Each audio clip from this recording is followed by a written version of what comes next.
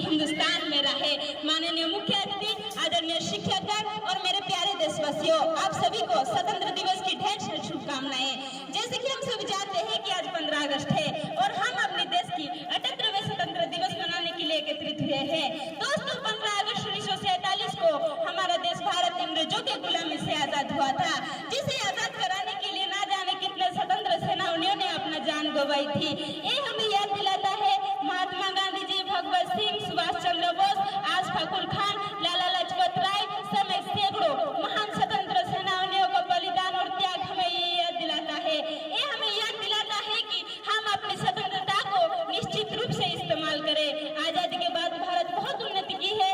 Science, technology, कृषि, शिक्षा, आर्थिक, साहित्य, खेल समेत तमाम पर भारत बहुत उन्नति की है, परंतु आज भी हमारे देश में आतंकवाद, भ्रष्टाचार, बेरोजगारी जैसी समस्याओं से आज भी भारत लड़ रहा है।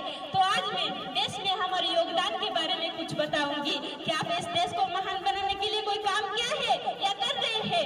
मैं आप सबको एक प्रश्न करना चाहती हूँ कि देश कब महान बनता है? देश तब महान बनता है जब उसके देशवासी महान बनते हैं। देश तो देशवासियों से ही बना होता है। क्या हम भारतवासी महान बन रहे हैं कि ऐसा कोई काम कर रहे हैं जो हमें महान बना रहा है? इसलिए हम ऐसा कोई काम कर रहे हैं जो हमें महान बना रहा है।